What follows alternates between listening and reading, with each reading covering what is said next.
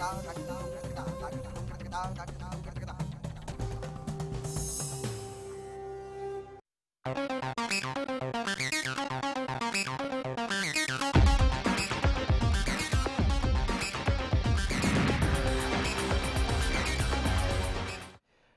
स्वागत है आपका हरियाणा न्यूज में। आप देख रहे हैं विशेष, आपके साथ मैं हूं भुवन शर्मा। जब बात भविष्य की हो, जब बात सुनहरे कल की हो, तो फिर किसी भी कीमत पर कोताही बरती जा सकती है। यह विडंबना की बात जरूर है, लेकिन ऐसा हो रहा है। हरियाणा में भविष्य को अक्लमंद नहीं बल्कि नकलची बनाया जा रहा है। शायद इसलिए अब लोग समझ गए हैं कि उनका भविष्य अब उनके ही हाथ है, और शायद इसलिए अब उन्होंने व्यवस्था में विश्वास दिखाने से बेहतर अपने बेहतर कल के लिए खुद हाथ में लठ उठा लिया है।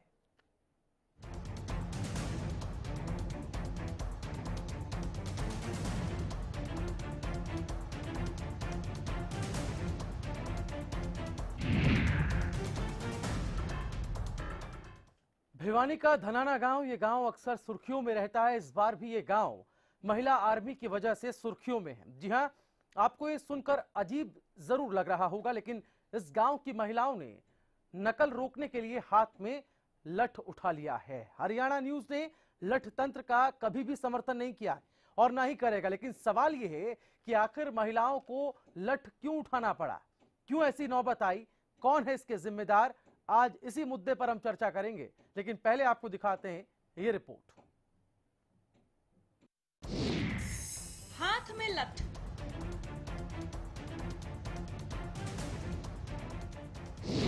स्कूलों पर पहरा, नकलियों की शामत।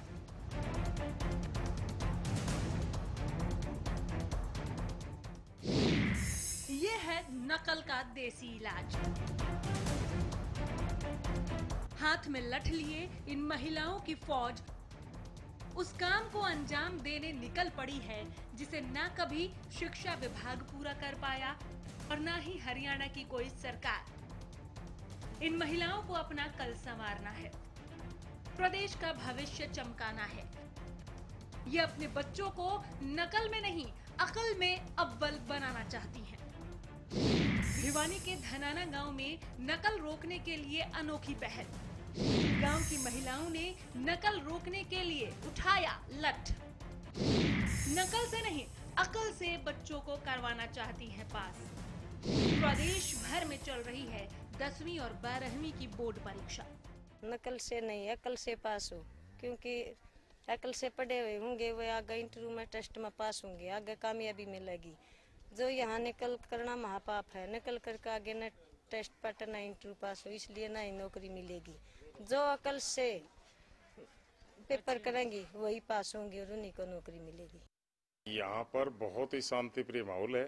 पूरे गांव की तीनों पंचायत, यहाँ पर 3 पंचायत है, तीनों पंचायतों का सहयोग मतलब सराहनीय है। और यहाँ पर जो महिला सरपंच हैं वो भी पूरी महिलाएं, पूरे चारों तरफ, इसको बार फोर्स की भी जरूरत नहीं है।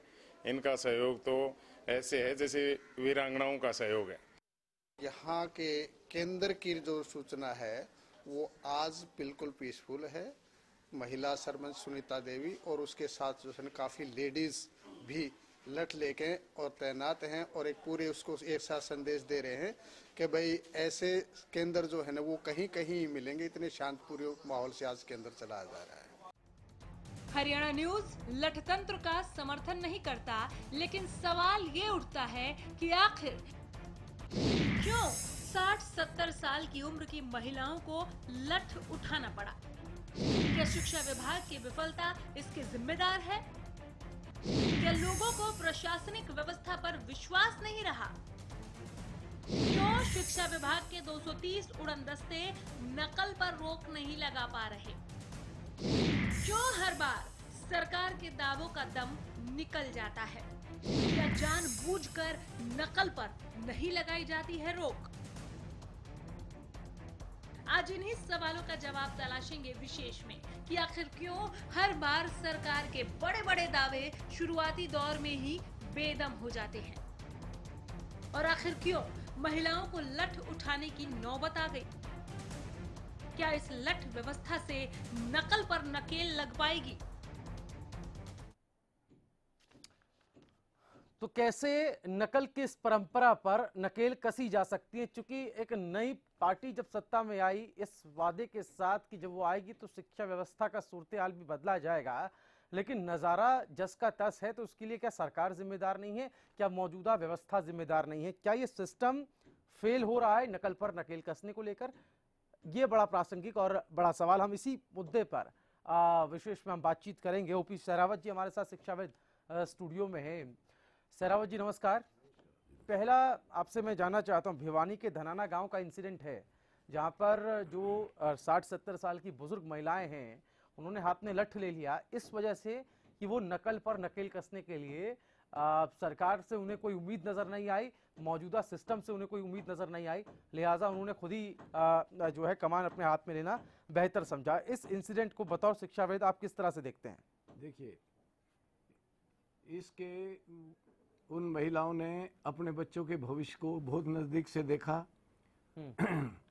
और नकल रहित बनाने के महत्व को देखा कि भाई नकल रहित अगर एग्जाम होंगे तो वो किसी लियाकत के अनुसार होंगे, कोई योग्यता के अनुसार होंगे, और नकल करके पास होना तो जीवन के किसी भी फील्ड में कामयाब बच्चा नहीं होगा और दर दर की ठोकरें खाएगा, आगे नौकरी में ऐसा करेगा। तो आपने पीछे देखा होगा कि नौकरियों के पेपर्स में भी कितनी बार मतलब ऊपरी जो बहुत ही सेंट्रल लेवल के हैं और स्टेट लेवल के हैं उनके अंदर भी नकल की प्रक्रिया शुरू हो गई है। क्यों? एक परंपरा सी पड़ गई कि भाई मेहनत ना करनी पड़े, शॉर्टकट में क्वेश्चन कहीं से प्राप्त करें और लिख करके और नकल करके और कामयाबी हासिल कर लें। और फिर 20-25 साल टीचर्स को अपने जीवन में मतलब कार्य रूप देना होता है। वहां वो बच्चों का क्या करेंगे? वो जीरो होंगे, उनको एक एप्लीकेशन लिखनी आएगी नहीं, बच्चों को क्या पढ़ाएंगे, बच्चों से जी चुराएंगे। तो ये एक बहुत ही बड़ा ड्रॉबैक है और इसको समझना चाहिए। और इसको पेरेंट्स ने तो समझ लिया है जो औरतें निकल करके आई हैं, और लेकिन समाज को और पेरेंट्स को ये बिल्कुल मतलब इस परंपरा को तोड़ना चाहिए। लेकिन ये क्यों हो रही है? क्या किसी ने ये सोचा है? क्या इस पर लगाम नहीं लगाई जा सकती? सोचने के कई प्रश्न है। ठीक है, मैं वापस आता हूं सहरावत जी आपके पास। हमारे साथ हमारे संवाददाता सुमित इस वक्त फोन लाइन पे वहां से जुड़ गए हैं। सुमित, ये नज़ारा हम तस्वीरों में देख रहे हैं कि किस तरह से महिलाएं इकट्ठा होकर हाथ में लाठी लिए जो है नकल पर नकेल कसने के लिए जा रही हैं। सवाल ये है कि इसके बाद का वाकया क्या हुआ? चूंकि एक तरफ पुलिस भी है जिनको परीक्षा केंद्रों के बाहर खड़ा किया जाता है, क्या कहना है वहां की महिलाओं का, वहां के लोगों का? हर बार देखने में आता है कि जो अभिभावक है खुद टीचर खुद नकल करवाते। परीक्षाओं की अगर बात की जाए, खास तौर पर हरियाणा विद्यालय शिक्षा बोर्ड की परीक्षाओं की बात करें, चाहे दूसरी जो ओपन स्कूल की परीक्षाएं उनकी अगर बात की जाए, इस बार जो नई पहल की गई है, गांव की जो पढ़ी लिखी पंचायतें आई है, कहीं न कहीं गांव की सरकारें बनी है, तो गांव की ये पढ़ी लिखी पंचायत ही है जिसने इस तरह की जो लाठियां डंडे उठा करके नकलचियों को हटाने का काम किया है। और अब जिस तरह से लोगों में इस तरह से जागृति लाने का काम किया जा रहा है, क्योंकि जो बच्चे हैं कहीं न कहीं प्रतियोगी परीक्षाओं में जाते हैं नकल करके, अगर वो पास होते हैं तो इसके अलावा अगर बात की जाए दूसरी परीक्षाएं वो भी कहीं न कहीं पास नहीं कर पाते हैं। जैसा सहरावत साहब ने फरमाया कि एप्लीकेशन तक नहीं लिख पाते हैं इस तरह के बच्चे, तो इस तरह की एक शिक्षा पद्धति लागू की जानी चाहिए, गुणात्मक शिक्षा वो आए, गुणात्मकता शिक्षा में आए। इसी वजह से नकल जैसी कुरीति पर लगाम कसने के लिए महिलाएं आगे आई हैं। इससे पहले भी इस गांव की अगर बात की जाए, धनाना गांव की, तो इस गांव की महिलाएं पहले भी सफाई अभियान चला चुकी हैं। हर रविवार, न केवल एक रविवार को बल्कि हर रविवार को जब से गांव की पंचायत बनी है तब से सफाई अभियान तरीके कदम उठाए गए हैं।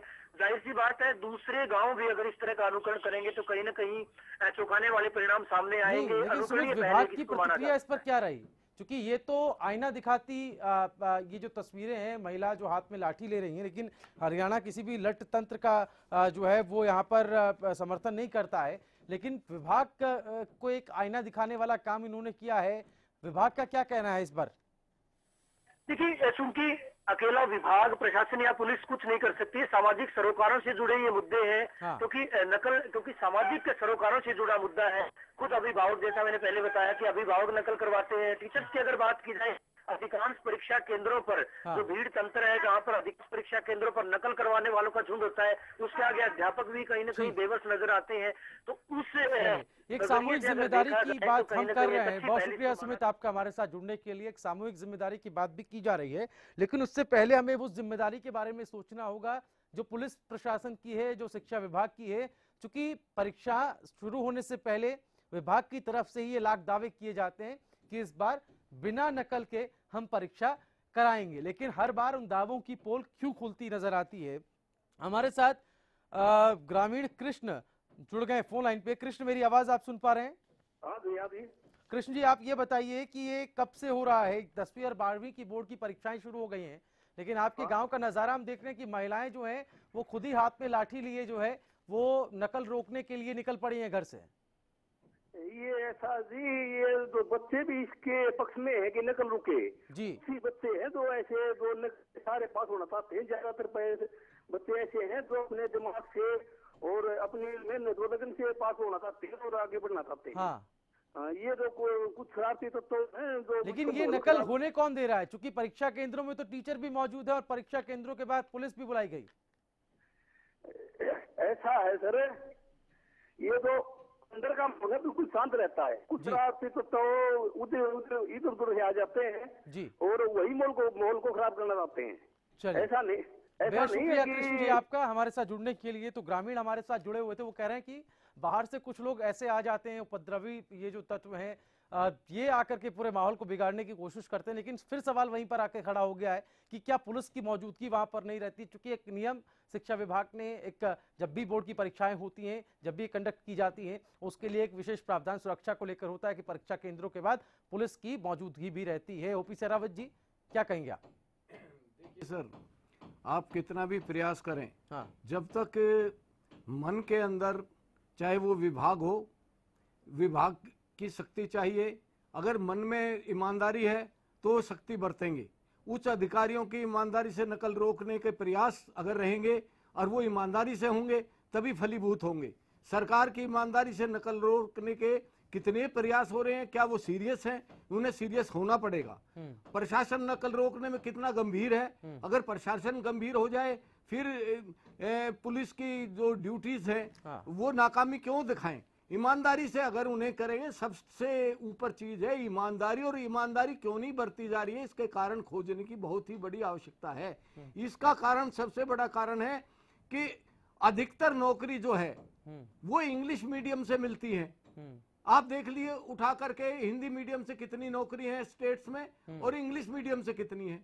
तो इंग्लिश मीडियम, ये गवर्नमेंट स्कूल्स में इंग्लिश मीडियम लागू नहीं है। उसके पढ़ाने वाले 10वीं तक के अच्छे टीचर्स जो जेबीटी है वो पढ़ा नहीं सकते। इंग्लिश की बुनियाद उनकी अच्छी होती नहीं है। फिर जो अच्छा स्टफ है वो निकल जाता है, इनके पास रह जाता है बिगड़ा हुआ, गिरा हुआ एससी बीसी गरीब बच्चे, दूसरे उनका स्टफ।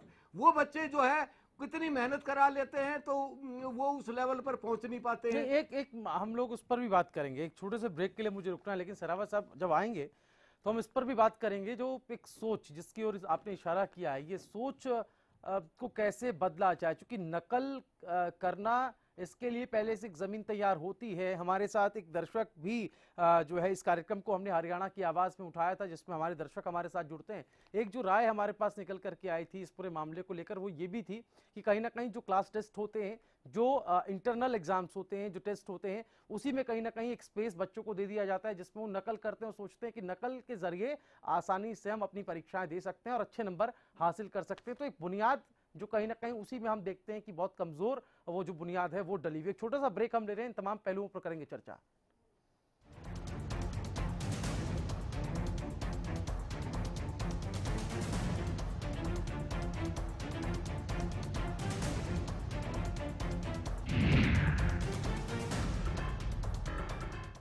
दो 2016 के लिए आईसीएस कोचिंग सेंटर 50 लाख रुपए की छात्रवृत्ति की घोषणा करता है।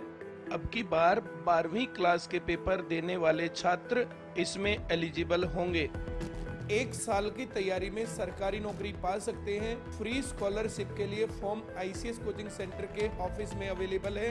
1 अप्रैल से पहले सबमिट करवाना है। ICS coaching centre free scholarship test लेगा। टेस्ट की भी फ्री तैयारी करवाएंगे। जो स्टूडेंट्स इसमें इंटरेस्टेड हैं वे अप्लाई कर सकते हैं। खूबसूरत मखमली गुदगुदाता एहसास हो, शीतल हो कोमल हो, कुदरती एहसास। Riva, a beating force in style.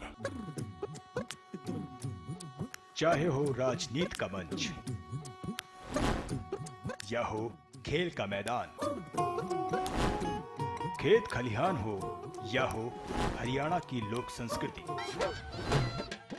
गौरव की बात। देखिए प्रदेश का हर रंग हरियाणा न्यूज के संग। बस अब और नहीं। गुरबाज एग्रीकल्चर वर्क्स पेश करते हैं भारत सरकार द्वारा मान्यता प्राप्त प्रचलित रीपरों के मुकाबले ज्यादा चलने वाला, समय और डीजल की बचत वाला गुरबाज स्ट्रॉ रीपर।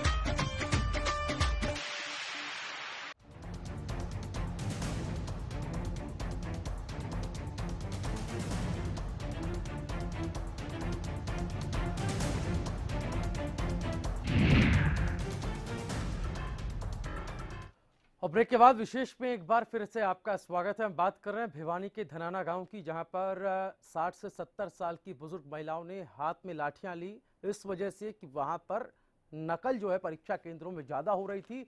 बाहर से आने वाले लोगों को रोकने के लिए, उनको खदेड़ने के लिए खुद ही बीड़ा उठाया वहां की महिलाओं ने, लेकिन वो कुछ सवाल छोड़ते हुए चली गई। सवाल ये है कि क्या मौजूदा सिस्टम नकल पर नकेल कस पाने में कामयाब क्यों नहीं हो पा रहा है, क्यों नाकामयाबी बार बार हाथ लग रही है। बातें बड़ी बड़ी की जाती हैं, बोर्ड की परीक्षाएं शुरू होने से पहले शिक्षा विभाग की तरफ से बातें बड़ी बड़ी होती है। कहा यह जाता है कि परीक्षाओं में नकल बिल्कुल नहीं इस बार देखने को मिलेगी, लेकिन जो तस्वीरें हम आपको दिखा रहे हैं और जो तस्वीरें बार बार सामने आ रही हैं वो यही बताती हैं कि ये दावे पूरी तरह से खोखले हैं, इनके लिए ज़मीनी स्तर पर कोई बंदोबस्त किए नहीं गए। लेकिन हम थोड़ा सा और गहराई में जाने की कोशिश कर रहे हैं, जानना चाह रहे हैं कि नकल की जो ये परंपरा है ये आखिर शुरू कैसे होती है, इसके कारण क्या है। हमारे साथ शिक्षाविद ओपी शरावत जी हैं। ओपी शरावत जी, कई पहलुओं पर हम चर्चा कर चुके हैं, लेकिन अगर हम बात करें स्कूल स्तर की, आपको क्या लगता है, एक कहीं ना कहीं परफॉर्मेंस की भी बात आती है स्कूलों में, डिस्ट्रिक्ट लेवल पे एक परफॉर्मेंस की कहीं ना कहीं हम देखते हैं कि उसका दबाव जो है वो टीचर्स पर, स्कूल पर रहता है। गवर्नमेंट स्कूल्स की हम बात कर रहे हैं जहां पर जो नतीजे हैं उनको अच्छे लाने की कोशिश में, और हमने कई सारे इंसिडेंट्स ऐसे देखे, कई सारी रिपोर्ट्स ऐसी देखी, कई सारी खबरें ऐसी आई जिसमें टीचर्स पर एलिगेशन लगाया कि वो बच्चों तक नकल पहुंचा रहे हैं जिनकी ड्यूटी उस क्लासरूम में लगाई गई। ओपी शरावत जी, देखिए ये आप जो बात कह रहे हैं ये बिल्कुल सत्य है, क्योंकि सरकारी स्कूलों के अंदर स्टफ वो रह गया है जिनकी नौकरियां हिंदी मीडियम के बच्चे रह गए हैं, और वो बिल्कुल मतलब ऐसे हैं जो या तो प्राइवेट स्कूल्स में पढ़ने के वो काबिल नहीं है या वो फीस नहीं दे पा रहे हैं। तो जब स्टफ ऐसा रह जाएगा, उनसे रिजल्ट्स की उम्मीद करेंगे, डिस्ट्रिक्ट एजुकेशन ऑफिसर के ऊपर से डायरेक्टर खिंचाई करेगा, भाई तेरे डिस्ट्रिक्ट में रिजल्ट क्यों नहीं आ रहा है, वो नीचे टीचर्स पर लगाएगा। बच्चे अच्छे हैं नहीं, वो उस व्यवस्था तक पहुंच नहीं पाते हैं, तो वो जो एक दबाव है, जो टीचर्स के की उनके इंक्रीमेंट रुकने की बातें हैं, और स्टफ है नहीं। अच्छी एजुकेशन जो फ्रॉम वेरी बिगिनिंग होनी चाहिए, अच्छे टीचर्स की भर्ती होनी चाहिए, वो हो नहीं रही है। तो फिर शॉर्टकट तरीके अपनाते हैं। समाज में जो माँ बाप है वो भी ये चाहता है चाहे कुछ भी हो मेरा बच्चा पास हो जाए। 10 बच्चे अपने बच्चे के साथ 10 बच्चे भेज देता है। एक पुलिस वाला ड्यूटी दे रहा है, वो सोच रहा है यार सारा गांव पूरा आया हुआ है, मैं क्यों बुरा बनूं, मेरी तो आजाद की ड्यूटी है, इसलिए मेरे को क्या करना है। ऊपर जो अधिकारीगण है वो ये सोचते हैं यार सरकार की नीति है, नीति सरकार बनाएगी, विधानसभा में होगा पास, वो करेंगे, हम क्यों फालतू फंड में, हमारे तो 1 साल या 6 महीना या इस विभाग में से फिर ट्रांसफर हो जाना, इसमें कुछ होना नहीं। तो ये सारी बातें हैं जो नकल के लिए ये बड़ी सीरियस बात है, लेकिन बच्चों का भविष्य जो है वो खराब होता जा रहा है। नकल पर अगर नकेल कसनी है तो हमें फ्रॉम वेरी बिगिनिंग, ये बहुत ही मतलब मैं वो जो बात मैंने देखी है, मेरी एक नौकरानी है, वो कहती है मास्टर जी मेरे स्कूल में बच्चे को भर्ती करा दो। हमने कहा ठीक है करा देंगे, मैं गवर्नमेंट स्कूल में लेके गया, वो कहने लगी ऐसे स्कूल में नहीं जिसमें अंग्रेजी की पढ़ाई शुरू से होती हो। एक डिमांड जो है वो मार्केट की है, और उसको पूर्ति जो है गवर्नमेंट स्कूल से नहीं मिल पाती है। हमारे साथ वीरेंद्र सिंह चौहान साहब बीजेपी के प्रवक्ता फोन लाइन पे हैं। चौहान साहब नमस्कार। चौहान साहब मेरी आवाज सुन पा रहे हैं आप? चौहान साहब, मेरी आवाज आपको मिल पा रही है? चलिए, लगता है उन तक आवाज ठीक तरीके से नहीं पहुंच पाई है, वो आवाज नहीं सुन पा रहे हैं हमारी। लेकिन जैसा कि हम तमाम पहलुओं पर चर्चा कर रहे हैं, ओपी सहरावत जी, आपने जिक्र किया, आपने खुद एक एग्जाम्पल बताया है कि किस तरह से एक डिमांड जो है वो है ही है। लेकिन जैसा कि दबाव की बात भी की जा रही थी कि स्कूलों पर परफॉर्मेंस को लेकर दबाव जो होता है, एक बार फिर से हमारे साथ वीरेंद्र सिंह चौहान साहब फोन लाइन पे हैं। चौहान साहब, मेरी आवाज सुन पा रहे हैं आप? जी। चौहान साहब, एक खबर जो है भिवानी के धनाना गांव से है। यहाँ पर जो 60 से 70 साल की बुजुर्ग महिलाएं हैं, वो हाथ में लाठी लिए हुए घर से समूह में निकलती हुई नजर आ रही हैं। और ये समूह जो है वो नकल को रोकने के लिए, नकलचियों को खदेड़ने के लिए घर से निकला है। ये खबर कहीं ना कहीं एक सवाल खड़ा करती है। ये जो तस्वीरें हैं ये एक आईने के तौर पर भी हैं, चूंकि विभाग भी बड़े बड़े दावे करता है नकल को रोकने के, लेकिन जो हाल फिलहाल में 10वीं 12वीं बोर्ड की परीक्षाओं के अंदर किस तरह से नकल हो रही है, जो खबर सामने आ रही है वो ये बताती है कि दावे पूरी तरह से खोखले हैं, क्योंकि अभी भी नकल हो रही है, अभी भी पुलिस सवालों के घेरे में, जिसको सुरक्षा वहां पर कायम रखनी है, अभी भी वो टीचर्स जिनकी ड्यूटी लगाई गई है उन पर भी सवाल उठ रहे हैं कि वो बच्चों तक नकल पहुंचा रहे हैं। कैसे इस नकल की परंपरा को रोका जा सकता है? देखिए, नकल जैसी जो समस्या है, हाँ, उससे निपटने का काम निसंदेह उसमें पहली जिम्मेदारी सरकार की है, प्रशासन की है, हाँ, शिक्षा विभाग की है। लेकिन ये बात हम पहले भी कह रहे थे, अब भी कह रहे हैं, और मैं आप ये जो धनाना की खबर है जी, मैं इसमें एक सकारात्मकता देखता हूँ। वो ये कि ऐसी जो बीमारियां हैं, इन बीमारियों से लड़ने के लिए समाज जब खड़ा होता है सरकार की मदद करने के लिए, सरकारी अमले की मदद करने के लिए, तो ही इन बीमारियों को जड़ से उखाड़ना संभव हो सकता है। केवल और केवल प्रशासनिक मशीनरी के दम पर ये इनको निर्मूल किया जा सके, ये संभव नहीं है। सरकार बनने के बाद चीजों को दुरुस्त करने की दिशा में हम लोगों ने कदम उठाए हैं, उसके परिणाम भी आने शुरू हुए हैं, परंतु ये कहना बिल्कुल संभव नहीं है। मैं बिल्कुल दावा नहीं करूंगा कि चीजें एकदम ठीक हो गई हैं, और ये सत्य भी हमेशा याद रखना चाहिए कि ये जो आदतें बनी हुई हैं, खराब आदतें जो बनी हुई हैं, कुछ जिलों में खास तौर पे गलत परंपराएं पड़ी हैं, वो कोई एक दिन, 2 दिन, 1 साल, 2 साल में भी नहीं हुई है। वो 10 बरस से, 20 बरस से कुछ स्थानों पर तो उस तरह की गलत चीजें चल रही हैं। लेकिन चौहान साहब, एक व्यवस्था जो बनी हुई है, लेकिन देखिए नकल को रोकने की जो व्यवस्था बनी हुई है, इसमें उड़न दस्ते भी शामिल हैं। 203 उड़न दस्ते शिक्षा विभाग के पास हैं, जिनकी ड्यूटी चुनाव के माफ कीजिए परीक्षा के दौरान होती है कि वो सेंटर्स पे जाके देखें कि कहीं कुछ नकल तो नहीं हो रही है, इस तरह की घटनाएं तो नहीं हो रही हैं। जब सवालों में स्थानीय स्तर पर, मैं स्थानीय स्तर इसलिए बोल रहा हूं, जो परीक्षा केंद्रों की बात हो रही है, जब पुलिस पर सवाल उठने लगे, जिसको वहां पर जिम्मेदारी दी गई है, वहां के टीचर्स पर सवाल उठने लगे, तो फिर कैसे हम इस परंपरा को रोक सकते हैं? व्यवस्था ही इस तरह की बनी हुई है, इस व्यवस्था में परिवर्तन की, बदलाव की उम्मीद बीजेपी सरकार से की गई थी, बदलाव का एक भी अंश अब तक हमने नहीं देखा है। काम कर रहे हैं, और जो जहां जहां दोषी है उनके खिलाफ कार्रवाई करने में हम कहीं कोताही थोड़ी बरत रहे हैं। परंतु मैं फिर कहता हूँ, शिक्षा मंत्री जी ने पिछले दिनों एक बात कही थी कि गांवों में शिक्षित नेतृत्व आया है पंचायती राज में, वो लोग भी अपने अपने गांव में इस बात को प्रतिष्ठा का प्रश्न बनाकर खड़े हों कि हम इस बीमारी से लड़ेंगे। उनका आह्वान किया था। जहां पर वो लोग सक्रिय रूप से आगे आएंगे, आने वाले समय में या आने शुरू हो गए हैं, वहां पर बेहतर परिणाम आएंगे, और हम इस बीमारी को, इस जो खराब परंपरा है, क्या अपराध ही कहना चाहिए इसको रोकने में आने वाले समय में कामयाब हो गए, हमको तो भरोसा है। चलिए, ये भरोसा आप जता रहे हैं, बहुत शुक्रिया आपका। ओपी सहरावत जी, आप इस भरोसे पर क्या कहेंगे? इस भरोसा तो हर बार पिछली सरकारों ने भी खूब जो है जताया था, किया था, प्रदेश की जनता पे कहा कि हम पे भरोसा रखें, लेकिन हर बार हम इस तरह का सूरत-ए-हाल देखते आ रहे हैं। एक आखिरी कमेंट आपसे, चूंकि कार्यक्रम को खत्म करना है, कैसे बदलाव लाया जा सकता है अगर हम नकल पर नकेल की बात करें तो? देखिए, इसमें विभाग की सख्ती हो, उच्च अधिकारियों की सीरियसनेस हो, सरकार ईमानदारी से नकल रोकने के प्रयास करे, प्रशासन नकल रोकने के प्रति पूर्ण रूप से गंभीर हो, और पुलिस का जो उच्च स्तर के लेवल के अधिकारी हैं वो सेंटरों पर उस समय विशेष चेकिंग करें और जो समाज की सोच है, जिस तरह महिलाओं में परिवर्तन आया है, इस तरह से समाज की सोच में भी परिवर्तन लाने के लिए जो जागरूकता है वो फैलाई जाए। लेकिन इसके साथ साथ मेरा खुद का एक्सपीरियंस ये भी है कि जिले वाइज जो इनके रिजल्ट्स मापे जाते हैं, कौन डीओ ये चाहेगा कि उसके डिस्ट्रिक्ट का रिजल्ट जो है वो खराब आए, क्योंकि उनकी जो ACR हैं या प्रिंसिपल की ACR हैं, मास्टर्स की ACR हैं, वो उनके रिजल्ट के ऊपर निर्भर करती हैं। तो उनके हाथ में, अपने हाथ में वो बात है, तो वो अपने अंडर जो बच्चे विद्यार्थी मतलब पेपर दे रहे हैं, तो वो मतलब ये चाहेंगे कि हमारे रिजल्ट्स अप जाएं और हमारी इंक्रीमेंट्स बंद ना हो। तो ये भी एक कारण है जिसके ऊपर सोच विचार करना बहुत ही आवश्यक है। वो दबाव जो है, जो दबाव बनाया जाता है, एक इस तरह का साइकोलॉजिकल प्रेशर होता है, उसको कैसे कम किया जा सकता है, इस पर भी विचार करने की जरूरत है। बहुत शुक्रिया OP शेरावत जी आपका हमारे साथ जुड़ने के लिए।